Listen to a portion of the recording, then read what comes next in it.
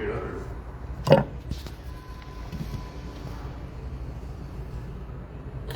पर रोटेट आता रहेगा।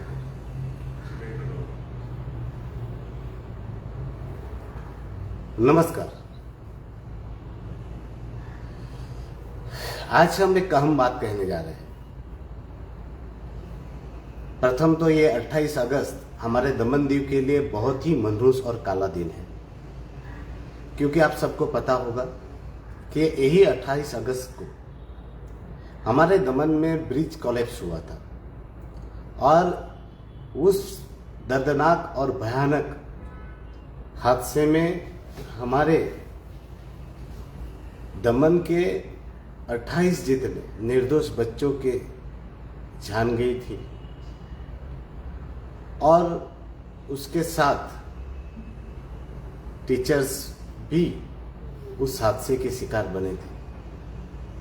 और वो दिन आज भी दमन वासियों के दिल और दिमाग से हटा नहीं है और उस हादसे को आज भी हम याद करते हैं तो हमारी रूह कांप जाती है। ऐसे भयावह दिन में हमारे फूल जैसे बच्चे इस नदी में और काल के गर्भ में चले गए थे। ऐसे मनुष्य दिन भगवान परमात्मा परमेश्वर फिर कभी ना दिखाया हमारे प्रदेश को। आज के इस दिन को मैं मनहूस और काला दिन गिनता हूँ और इस दिन के काले दिन में जो हादसा घटा था उसको हम कभी नहीं भूलेंगे। मैं आज उन सभी आत्माओं की सद्गति के लिए भगवान से प्रार्थना करता हूँ और उन्हें विनम्र श्रद्धांजलि समर्पित करता हूँ। भगवान से प्रार्थना करता हूँ कि वह सभी आत्माओं को परमात्मा परम शांति प्रदान करे। और ये काला दिन और मनहूस इसलिए भी हो जाता है कि इसी दिन 28 अगस्त को प्रशासक प्रफुल्ल पटेल नाम का एक दैत्य, उसको दैत्य कहो तो गलत नहीं होगा या उसको राक्षस कहो तो भी गलत नहीं होगा, क्योंकि जिनकी प्रवृत्ति लोगों को नुकसान पहुंचाने की हो और लोगों को दुख और पीड़ा देने की हो, लोगों को अत्याचार और लोगों का शोषण करने की हो, उसको वही परिभाषा से कहना चाहिए। और जिस दिन से वो आदमी आया, हमारे दमन दीव और दादरा नगर हवेली का सुख चैन छीन लिया। मैं बात करना चाहता हूं ये प्रफुल्ल पटेल के 9 साल के विनाशकाल की। तो मैं आपको पहला तो एक दृष्टांत देता हूं। मैंने उनको राक्षस या दैत्य क्यों कहा। गत रोज उनके प्रशासन ने एक दुखद और दुर्भाग्यपूर्ण ऑर्डर किया। क्या ऑर्डर किया मालूम है आप लोगों को? कि नानी दमन की जेटी पर गणेश विसर्जन नहीं होगा 28 तारीख और 29 तारीख को। क्या नहीं होगा? गणेश विसर्जन का वहां पर स्थल नहीं अलॉट है। मुझे मेरी उम्र आज लगभग 45 से 50 साल हो रहा मेरा, क्योंकि 4-5 साल तो आदमी को समझने में लगते हैं। जब बच्चा पैदा होता तो नहीं पता रहता, मगर मैं जब समझदार हुआ हूं तब से मैंने कभी नहीं देखा कि भगवान विघ्नहर्ता के विसर्जन के लिए स्थान पर रोक लगा दी गई। हमारे दमन में और दीव में कभी मैंने नहीं देखा कि कोई धर्म के काम में किसी प्रशासन के किसी प्रशासक ने अड़िंगा अड़ाया हो। इवन पोर्चुगालियों ने भी हमारे बाप दादा ने किसी ने नहीं बताया कि हमें धर्म के काम करने से रोका हो और गणेश विसर्जन में उन्होंने हमें बाधा पहुंचाई हो। पर देखिए प्रशासक प्रफुल्ल पटेल का कृत्य और इसकी नीचता कि उन्होंने विघ्नहर्ता भगवान श्री गणेश की भी अवहेलना की है। ये आदमी को आप देखो कितने नीचे गिरेगा ये, और अपने आप को क्या समझता है ये। हिंदू शमशान भूमि तोड़ेगा, कब्रिस्तान तोड़ेगा, और यहां तक कि वो भगवान को भी नहीं छोड़ेगा। तो इसको दैत्य ना कहे, राक्षस ना कहे, तो क्या कहे? हैं? ये अति नहीं है, एक बहुत ज्यादा नहीं है। आप सोचिए ये इंसान कहां तक जाएगा, और क्यों? क्योंकि वहां पर प्रशासक प्रफुल्ल पटेल के जन्मदिन पर और उसके कार्यकाल को, मनहूस कार्यकाल को अमृतकाल घोषित कर वहां कार्यक्रम किए जाने हैं, और वो कार्यक्रम करने के लिए भगवान देवादिदेव, देवों के देव गणेश जी के विसर्जन में भी वो स्थान आपके लिए अमृत नहीं होगा। वहां भगवान गणेश जी के लिए भी स्थान नहीं होगा। बोलो क्यों? क्योंकि वहां पर कार्यक्रम करने हैं, वो नचनिया वगैरह ना के नचाने वाला है। इसको क्या कहेंगे, क्या बाइफिकेट करेंगे? पर मैं प्रशासक प्रफुल्ल पटेल को कहना चाहता हूं, जब जब अति होती है तो सर्वनाश नक्की होता है, और आपका सर्वनाश बहुत जल्द है, और आपके कुल के साथ सर्वनाश होना तय है।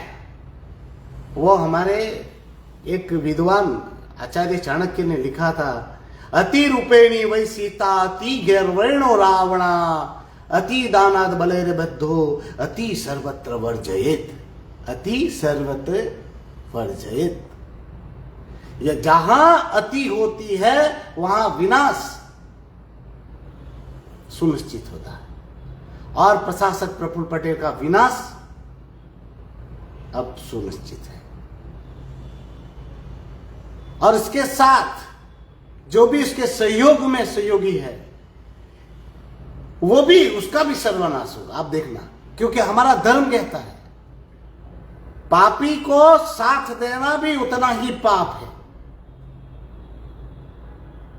आपने देखा था भीष्म जैसे को, हमने गुरु द्रोण को देखा था, धार्मिक कर्ण को देखा था। उनका विनाश केवल इसलिए हुआ था कि उन्होंने अधर्म को साथ दिया था, दुर्योधन को साथ दिया था, और उनका विनाश हुआ था। प्रफुल्ल पटेल को साथ देने वाले, उसकी चाटुकारिता करने वाले, उसकी वाहवाही करने वाले हर एक व्यक्ति का सर्वनाश जरूर कर्म के कांड से होगा। देख लीजिएगा, क्योंकि हमारे गुजराती में कहावत है, पाप ना छाटा पड़ोसी ने भी पड़े, और ये आप देखना सुनिश्चित होगा। और किस व्यक्ति की, किस बात की तारीफ हो रही है? उसके विनाश काल को आप अमृत काल कैसे बता रहे हो? क्या किया प्रशासक प्रफुल्ल पटेल ने? मैं बताना चाहता हूं, पूछना चाहता हूं आपको, हमें क्या चाहिए? हमारी सामान्य जनता को क्या चाहिए? क्या चाहिए? रोड, रास्ते, लाइट, पानी, रोजगार, हेल्थ सुविधा, एजुकेशन सुविधा। इससे ज्यादा हम क्या मांगते हैं? हैं? क्या चाहिए हमें? यही मांग है हमारी। आज रोडों की हालत बताइए। ये आदमी के आने के बाद आज 9 साल हो गए, आज रास्तों की हालत बद से बदतर है। ऐसा कौन सा प्रदेश है जहां इतने सालों तक रोड बनते ही रहेंगे? हाईवे की हालत देखो। हाँ? क्या किया 9 साल में? 9 साल हो गए आपको यहां पर। रोड और रास्तों की हालत की जितनी निंदा करें इतनी कम है। और बात करें लाइट की, लाइट की बात करता हूं मैं आपको। टोरेंट पावर को फायदेमंद लाइट विभाग बेच दिया। आज लाइट के दाम 2 से 3 गुना बढ़ गए। कोई बोलने के लिए तैयार नहीं। जेआरसी की मीटिंग में सिर्फ अकेला ये रमेश बोलता है, कोई मीटिंग में तक नहीं आती। और वो किसने बेचा? प्रशासक प्रफुल्ल पटेल के प्रशासन के बाद। हेल्थ सुविधा की बात करें, सरकारी हॉस्पिटलों में भी मुफ्त में इलाज नहीं मिलता। हमारे प्रदेश के लोगों को अपने इलाज के लिए सूरत मुंबई तक दौड़ना पड़ता है, दीव के लोगों को राजकोट और सूरत तक दौड़ना पड़ता है। आज मैं बात कहना चाहता हूं कि आपको पता नहीं है, हेल्थ की सुविधा में डॉक्टर नहीं है, नर्स से स्टाफ। आज 9 साल में ये आदमी हेल्थ सुविधा कर्मियों की भर्ती तक नहीं करा हुआ है। हेल्थ के नाम पे क्या सुविधा है हमारे पास? और आप कहेंगे मेडिकल कॉलेज, वो हॉस्पिटल बन रहा है, मगर सुविधा क्या है? वहां प्रॉपर इलाज मिल रहा है? आप कितनी भी बिल्डिंग बना लो, मैन पावर कहां है? कहां नियमित स्टाफ है अपने पास? नहीं है। एजुकेशन का हाल दो, देखिए एजुकेशन का। तो बोलेंगे मेडिकल कॉलेज बनाई, इंजीनियरिंग कॉलेज बनाई नरेंद्र भाई मोदी जी के कुशल नेतृत्व में उन्होंने बहुत सारी योजनाएं दी। केंद्र योजनाएं देती है, उसको सुचारू रूप से चलाने का काम ये प्रशासक का होता है। पर दुर्भाग्यपूर्ण प्रशासक प्रफुल्ल पटेल उसमें भी नाकाम रहे। सेंटर ने सारी सुविधाएं हमें मुहैया कराने के लिए सारी चीजें दी, मगर प्रशासक प्रफुल्ल पटेल नाकाम प्रशासक रहे। आज तक उन्होंने, आज 9 साल उनके पूरे हो रहे हैं, मेडिकल कॉलेज में फैकल्टी नियुक्त नहीं कर पाए नियमित। वैसे ही काम उसने इंजीनियरिंग कॉलेज में किया। इंजीनियरिंग कॉलेज में अभी तक उन्होंने नियमित स्टाफ की रिक्रूटमेंट नहीं की। काम चलाओ लोगों से, अभी भी वो कॉलेज चल रही है और मेडिकल कॉलेज का रिजल्ट भी खराब हुआ है। स्कूलों का तो हाल बेहाल है। गुजरात बोर्ड के टीचरों से उनका विदाउट इंफ्रास्ट्रक्चर सुधार के गुजरात बोर्ड को सीबीएसई करा दिया जा रहा है। आप देखना, ये बच्चे ना घर के नहीं घाट के हो जाने वाले हैं। टीचरों की कमी, सब्जेक्ट टीचर नहीं है, नियमित टीचर नहीं है, आधे से ज्यादा टीचर कम है। बिना प्रिंसिपल, बिना हेडमास्टर के स्कूलें चल रही है। और हमारी सरकारी कॉलेज का हाल तो जाके देखिएगा। बिना, मुझे जवाब दिया गया हमारे पास फैकल्टी नहीं है, इसलिए हम लोग वो दाखिले नहीं देंगे। और नहीं दिए भी, नहीं दिए। कुछ बड़े, कुछ में तो नहीं दिए। क्यों? क्योंकि उनके पास फैकल्टी नहीं है, उनके पास सुविधा नहीं है। ये 9 साल में प्रशासक आपने क्या किया? आपने हेल्थ सुविधा के नाम पर रिक्रूटमेंट नहीं किया अब तक। बाकी डिपार्टमेंटों में भी ऐसा ही हाल है। हा? तो क्या चाहिए हमें? और रोडों की हालत आपने, रोड, पानी, लाइट, रोजगार, शिक्षा सुविधा, हेल्थ सुविधा, इसका तो आपने सत्यानाश कर दिया है। रोजगार तो हमारे थे, वो छीन लिया आपने। छोटे से छोटे रोजगार आपने बर्बाद कर दिए। हाँ? और उसको अमृतकाल बना रहे हैं आप लोग, अमृतकाल बना रहे। अरे दुख होता है मुझे।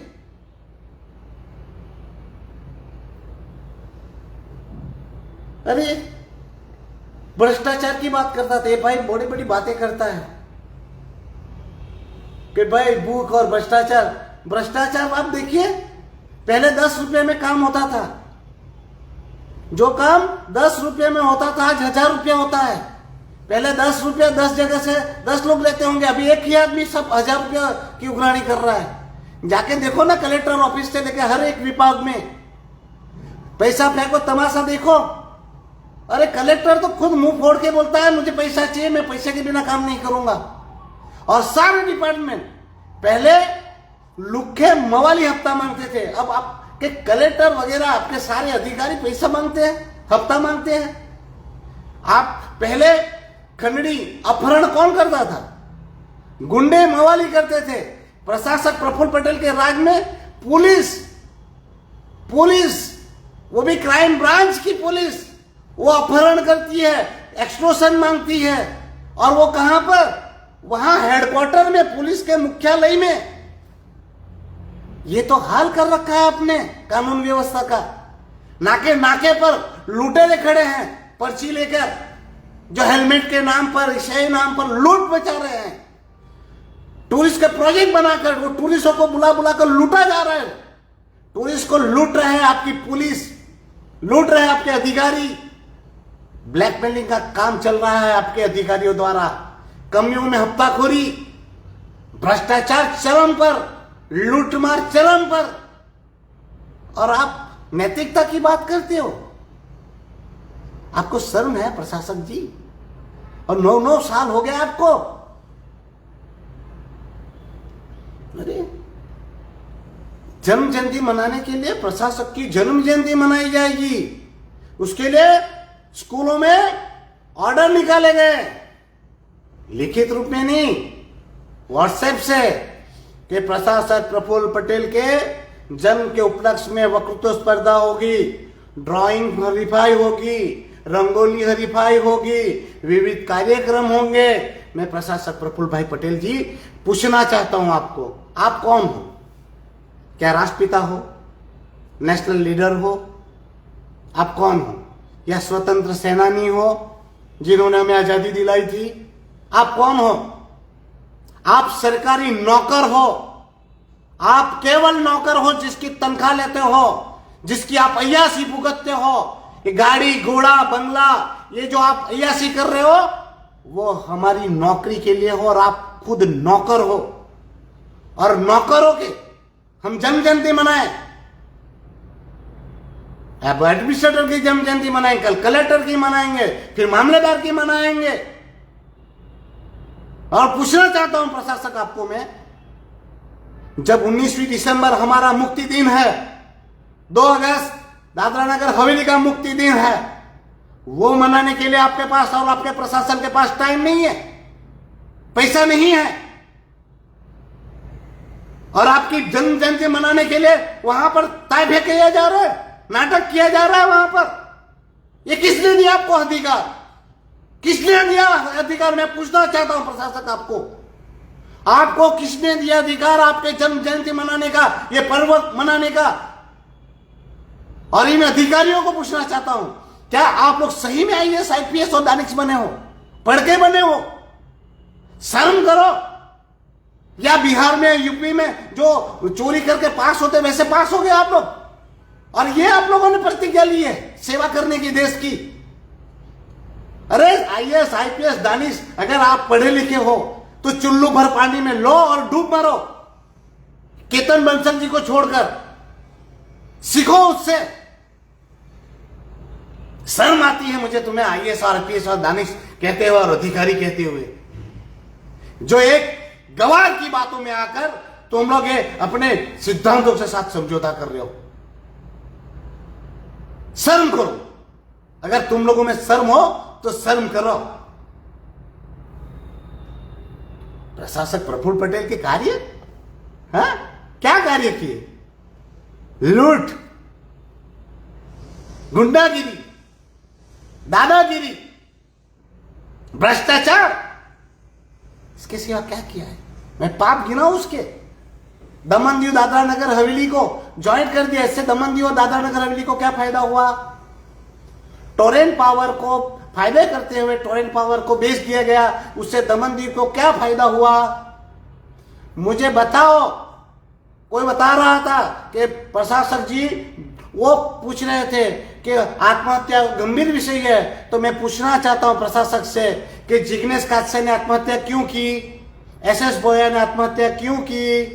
वो जयंती बर्फ जिनका घर प्रशासन तोड़ने गया था तो अपने पे मिट्टी का तेल डाल के सुसाइड कर गया, वो किसकी वजह से मरा? आप बताइए। वो कंडक्टर बेटी क्यों मरी? आप बताएंगे। हमारे मोहन भाई डेलकर जी मरे, उसने आत्महत्या में चिट्ठी में आपका नाम क्यों लिखा था? आप बताएंगे? बताएंगे वो क्यों हुआ था? वो कौन बताएगा? मुझे बताएंगे कि दमन में दादरा नगर हवेली में जो आदिवासी समाज के हॉल थे वो क्यों ले लिए गए?